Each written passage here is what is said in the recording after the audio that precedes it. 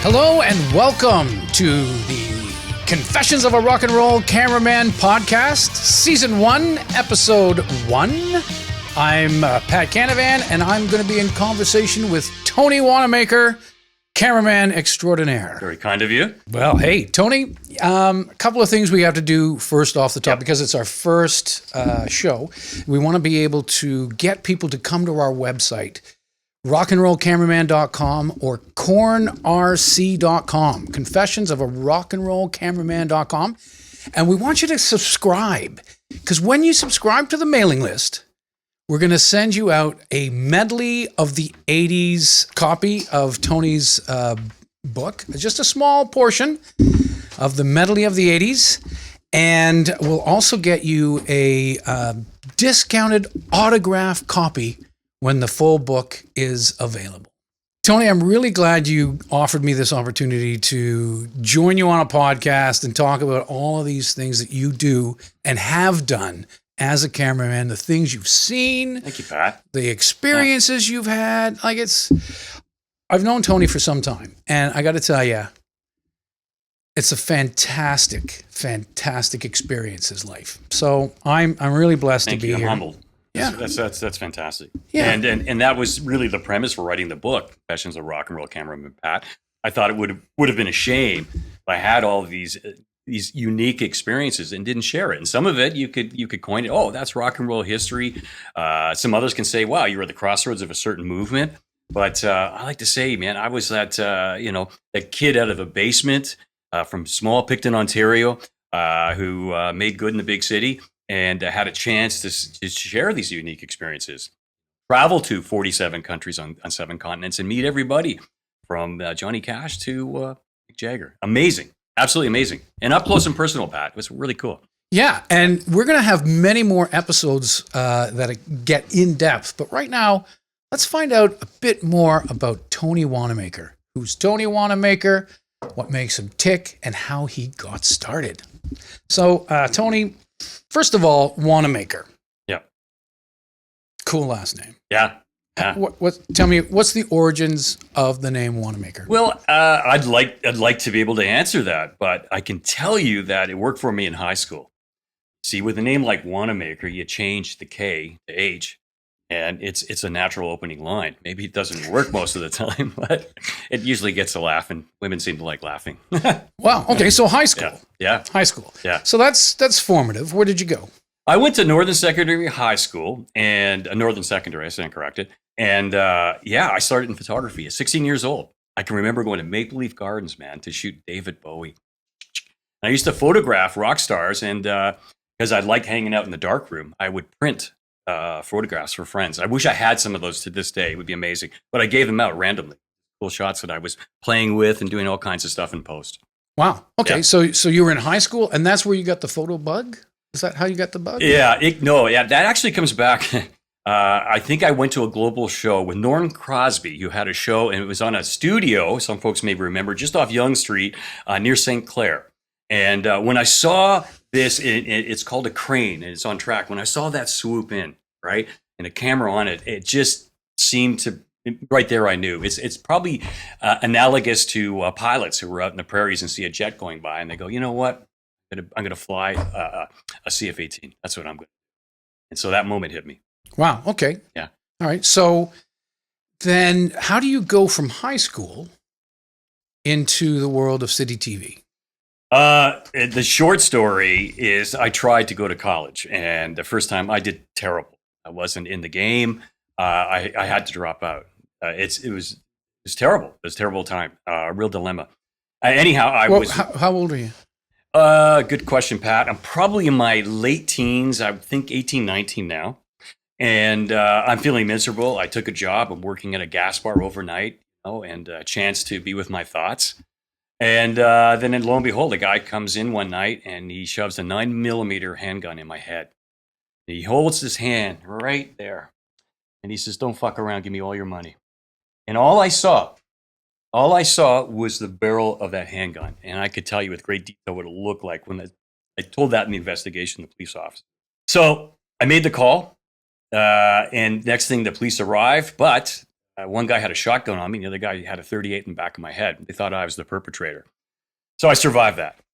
And on the drive home from the police station with my dad, Pat, I swore to myself, I said, I'm not going to waste another minute in my life. I'm done. This is it. It's too precious. Because I was almost done at 19 for $86.50. Wow. Yeah. Wow, so that's what you had until. That's exactly what I had. Oof. So I turned it around. And what happened, Pat, is I went back to college. This time I'm 4.0 high honor student, different perspective. And there was one great thing, Pat, is that they had a broadcast quality TV camera, which meant any pictures I took at college could actually go professionally on air. Oh. When that light bulb went off, that camera lived in my car. And I had a really cute little green Gremlin car. It was awesome. But yeah, it stayed in the back hatch. Wait. Yeah. So you went to college. Which one? I went to Seneca College first. Okay. And it was also the college that I had to drop out, and I went back, and this time was triumphant. Yep. And years later, believe it or not, after a while, I'm raising 3 girls, living in Belleville, working full-time at Much Music, shooting music videos in beer spots. I ended up deciding I'm going back to school. So I went to York University, and I graduated with a fine arts major and a minor in psychology. Oh, okay. Yeah. Wow. So let's get back to Seneca College. Yes. So I know you work greatly with your wife, Rhonda. Yeah. Were you together with her at that point? Oh, yeah. Rhonda and I have been together ever since. And those of you who understand music, you'd understand she's my Yoko Ono. Fantastic. And she looks after me, man. I've always thought I was the one looking after her. That's not true. Wow. Okay. Yeah. So you're together with her. Yep. You're now at Seneca College. Do you have any kids at this point? Or? No children. And Rhonda and I was a disco guy. And I would work all week and spend my money just to hang out with Ron all weekend. And one situation, I went to stay with her we wanted to extend our weekend. We were staying at hotels, and I spent all my money. And I had enough money left to go and buy a hot dog that we could split. Nice. You got to have sustenance, man. That's your loaves and fishes. Right. Have as much ketchup as you'd like. Yeah. Wow. Okay. So that's great. Yeah. So now you've got a girl, a gremlin. Yeah. Green gremlin. And a professional camera. That's correct. Okay. Yeah. So, 3 pillars. So what happens? Well, this is a 3/4-inch tape cassette that I had just enough money as a student to buy. And I bought it because anything I record on it, I kind of own it, right? Made sense.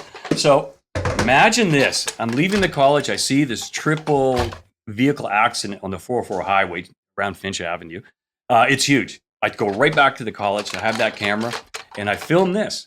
I take it straight to City TV, Pat. Wow. And there's a lovely guy there who I end up, we'll talk about him in a while, that I started a great relationship with. Yeah. And I hand this off to him, and he says, well, we can't pay you. We're City TV, right? We're cheap, but beautiful.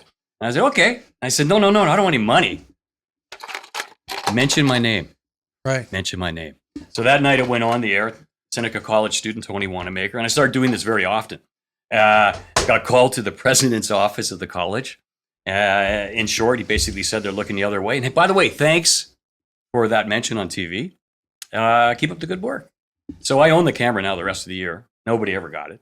Wow. I just kept it buried, and I kept shooting all this stuff. Then finally, Pat, shot a story on neo-Nazis in Canada. Quite a striking, profound story. Okay. Anyway, long story short there, and lo and behold, I remember telling my mother, if I'm not home at a certain time, call the police. Well, poor girl, left her in pandemonium the whole night. But yeah, it was striking, but I went back and they said, no, this time we're going to hire you. I went, what? And they go, yeah, we're going to hire you part-time, but you're going to work full-time. Right? No. Okay, I get it. I'm at City. Great break. And that's how I got into the business. So you did this pretty intense story. Yes. And then they just decided that you got the guts. I'm not sure what they were factoring in. They just knew that of all these kids out there, there's this guy banging on my door who was doing it. And here's the material, you don't have to look at anything else but the product. And right. I'm supplying you now. The great thing about shooting blood and guts, and that's what we call it when we're night stalkers, it's a little colloquial term, is that it doesn't have to be good. You just have to get the moment. Wow. And as a cinematographer, you're always improving your craft. So I started off as rough and ready. It was verite, if you will, but it worked. That's all they cared, because nobody back then, Pat, you understand, they had a 6 o'clock broadcast. Everybody had a 6 o'clock standard broadcast news. Right. After that, everybody's in bed. And by 3 o'clock, nobody's getting out of bed. So I'm running around late at night, listening to police band radio, hanging out at coffee shops, waiting for the call. And if I heard a blood and guts, a gun call, a fire call, or Rhonda and I were dating at a dance club, I'd say, hop in, drive me there, because I had a couple of drinks. I got to shoot this. Right. And that's always how you got started. Always how it. Yeah. Night Stalker. Yeah. Okay. Yeah. So let's fast forward to today. Yes, sir. Technology has advanced. You showed me the tape. That's what kind of tape is that? That's a 3/4 inch beautiful analog composite signal, which means it's just barely gets a picture. So No that's resolution. even before Betacam and Before Betacam Betacam. S Pen, Yeah. all of that. Prior to this, it was a 1/2 inch tape that you would thread like you would on a recorder. I have a recorder back here. Like a reel-to-reel. A reel-to-reel audio recorder. Yeah. And it was on this. It was called the composite signal, right? So it was a real crushed signal. I would imagine there's nothing left on this. This is so old. This is from 1981. Yeah. So, okay, which is great is we're doing a podcast. Yeah, So man. what do we shoot a podcast on now? This is you gotta love the technology. So what's happened is, so I used to have to carry this around. So, I'd need a truck, right, to carry spares, but now I carry one of these. And what we're rolling on right now, we're rolling on the Canon R5 and R6s. And on those cameras, now these, I work on my earlier model, Yeah. but on our 4K cameras, Pat, we're running SD cards with a really high bit rate. So like 300 megabits a second, right? So we can get all the resolution we want. Techno nerd. Yeah. Lingo. Yeah, right? baby. Techno nerd. Lerd? Yeah. Techno nerd lingo. So you're working part-time at City TV. They've hired you on as one of their Night Stalker news. New 79. They actually gave me that title. Oh, right. That's right. Because City TV was set 79 at the time. UHF 79. Yeah. Right. Because it's 57 Yeah. now. It's changed. Right. 79. So Jeez. it was either Igor or 79. I went for U79. Wow. Okay. So now how long were you doing that? There's the irony. So it's amazing. I'm one of the few students graduating. I'm working 3 months before I graduated. Yeah. It's what we go to school for. I'm going to actually leave college and enter my profession. However, I blew it, Pat. I'm only there a year, and I'm that close to being fired. I'm driving down the highway one afternoon, and my wife is now pregnant. Rhonda's pregnant. We're married, and a bunch of jokers give me a really hard time. This is road rage. I'm not excited to tell you about it, but true fact. Anyways, I was scared. My wife's pregnant. We pull outside of the road, and I realized, oops, there's 2 guys in the front seat. They're both getting ready to get out of the car. And anyways, I'm an advanced black belt kickboxer. And I was training 2 or 3 times a week, so I was a little aggressive. Anyways, we got in a fight, and I pummeled the first guy. It wasn't pretty. I hurt him so bad, the second guy locked the door and stayed in. So my big problem was I had a marked vehicle. Right. So I took a lot of heat, and Yeah. I mean, it's but important. I was a fool because I should have just never turned off the road. Simple. Right. Kind of my fault. Well, lesson learned, right? Big lesson. But guys like John Martin I'd met understood that this made a difference. Because remember I said I was handing off, Pat, those video cassettes Yeah. to folks? I was handing it to John Martin, who was the 10 o'clock producer on City Pulse. So he had a little show on the side called The New Music. Okay. And I used to that, yeah. moonlight on that. So John went, this is just hogwash. This is a joke. And anyways, within a week, I ended up leaving City because they had were giving me all sort of penalties. And I left, went to New Music, and I met J.D. Roberts, man, Jeannie Becker. These are my new mentors. Amazing, like Right. the best in the business. And then a month later, I was in Trinidad shooting my first documentary, man. And I'd hardly ever flown on an airplane in my life. For New Music. Yeah. And then I was on an airplane every week. Wow. Yeah, So crazy. so John Martin, Yes, sir. because he's a let's talk about him for a second. Yes. Yeah. Okay. Because he's almost like the George Martin, Oh, that's a great. the Canadian George Martin of the video age. For those of you who don't know, quickly, George Martin made the difference in the Beatles. So John Lennon would come into the crazy song like "I Am a Walrus," and George Martin, because he had a contemporary background, he's a real producer, could say, "Oh, this should be at this timing, and this should be at this timing, and I can do this to meld them." And nobody else but George Martin. And he is what they call the fifth Beatle. A lot of people refer to Billy Preston, but it's George Martin. Now, let's say we represent that in jacket form. Yeah, okay. Because I know you got them. Yeah, check this out, folks. I was a little guy when I started news, Pat. Thank you for this. And I feel like I'm in Back to the Future when I wear this, right? But look at this. I'm a little guy, and this is a little on me. So how small was I when I started? Was I Mickey? Look at that, City Pulse. Yeah, baby. Pretty amazing. But yeah, City Pulse. But great place, by the way, to learn to shoot, because you shoot every manner of possibility. And you really hone your skills. You really get a sense for documentary filming. That's why I became a great documentary filmmaker. And just won 2 of these eyeballs. They're national awards for cinematography. Wow. Yeah. So that's terrific. that's kind of nice how that worked out. It all started at City Pulse. Right. So you traded in that jacket. Yeah. And then John Martin gave you what jacket? John Martin gave me, basically I moved to this jacket, and the phenomenon called Much Music back in 1984, man. It was pretty cool. And this sophomore jacket, I love it because it smells a little rusty, by the way. Woo!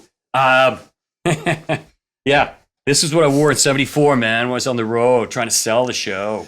Yeah, this is awesome. And there was like 6 jackets made. I think we had 2 red ones, and we gave one to a politician in Prince Edward Island. And this is what we wore. So I'd be out there shooting it. That made sense at the time that Nike was sponsoring us with running shoes, because people would be looking at our feet all the time when we're on stage, so it's smart. Wow. Great. But it wasn't really directly from the news to Much Music. No.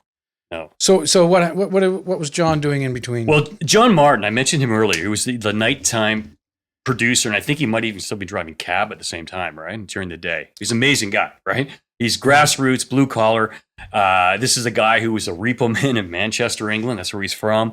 And furthermore, he was also for a period of time, he was a backup drummer for the band The Who, which I thought that was amazing. Wow. Yeah, gave him some credibility as a music producer. Oh, music producer? What do you mean? He was producing a show called The New Music at the time. It was kind of a rip-off Top of the Pops, but ostensibly it was the Rolling Stone magazine on video.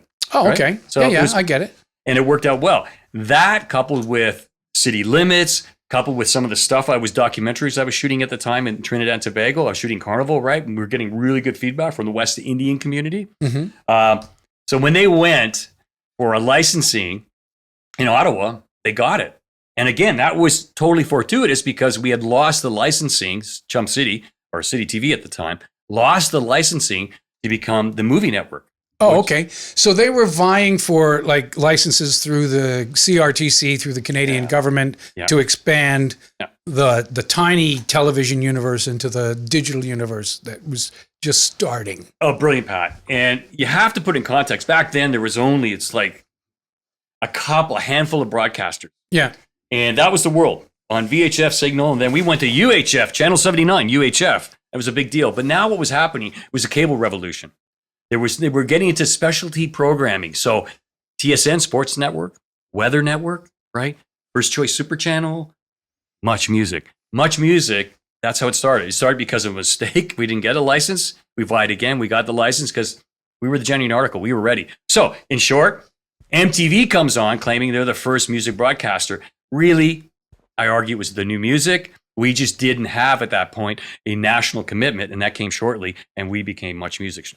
Yeah. Amazing. Yeah. I remember John Martin walking in, a little inebriated, and he goes, right, now we're a fucking national station. And then he left. Wow. Yeah. The year is 1984? The New Music turning into Much Music. Yeah. August the 31st, 1984, it happened. August the 31st. And I vividly recall because I saw Christopher Ward and J.D. Roberts jump through a green screen. With it here. All right. Heck of a way to start a rock and roll show. Yeah, that's a little bit of a snappy opening, isn't it? Yeah, I think so. I'm J.D. Roberts. I'm Christopher Ward. And they jumped through the screen, and that was the beginning, the auspicious beginning of Much Music. It was awesome. I would have loved to have been there to see that. It was amazing, Pat, because right off the bat, I was sent out on the road, and we did a tour called Sleep is for Wimps Tour. That's what we called it, right? And we were 3 guys. Yeah. And young with credit cards and a bar fridge. And so in every hotel. So it was pretty spectacular, but I got the chance to see sea to shining sea and started meeting a lot of Canadians on. And it was a wonderful time because I connected with this country, man. I really saw it. I saw the great vistas in the prairies, Rocky Mountains, East Coast, spending time out in Vancouver Island, Yellowknife, up in north in Iqaluit. Amazing opportunities, amazing connectivity with our country. And, a lot of people said, you travel a lot, Tony. You've been a lot of places. Where do you like going? I said, with all due respect, my backyard, Canada. It's amazing. Well, yeah, there's so much to see, Pat. There's Seriously. so much to see. Yeah. And you got to see it on somebody else's dime through the lens. I said that once, and Moses, I quite like Moses and I are good friends. He's a great guy. I have tons of respect for him. He was a mentor, as well as John Martin. Oh, sure. And I stopped Moses in the hallway once. We were talking, and I cut in and I said, well, you got to love it, man. I said, I spent $1 million on travel. And he goes, what? And I said, yeah, you're $1 million. You're like, fair enough. Did he give you another $1 million after that? God, yeah. Because, $1 million. And that's the 80s. So, yeah. And I guess the other thing is we really have to capture the mood, right? Yes. Because videos were just becoming a thing. They hadn't, because of the technology, because of 3/4 inch video, I suppose, and film. Yeah. Right? A lot of the videos were done The shooting on in film was the highfalutin method to shoot a music video. Right. If you're really posh, you did it in video. You did it in film. I did Pat's video, and we did it in film. It's true. Black and white. On a new beginning, 'cause I've learned to do what's right. So don't you take it away from me. You just can't take it away.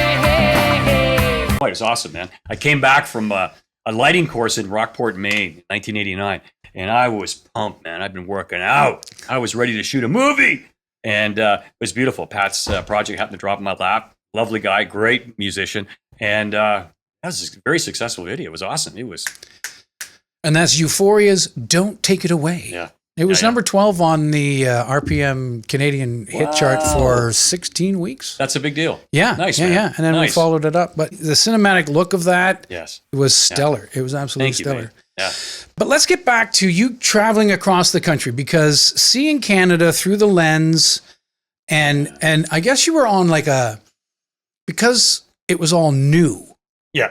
And so fresh in people's minds. Yeah. I mean, you weren't running around with a phone that had 4K. No, that's a good point. You're talking about like a giant boom box. It was huge. It was like a 2-ton anvil, I call it, or the 2-ton pencil. Yeah. Both works both ways. But yeah, so with the first time I went out, I carried a camera and it had a separate recorder, so I had to carry it over here. Oh, so really? I had all of this.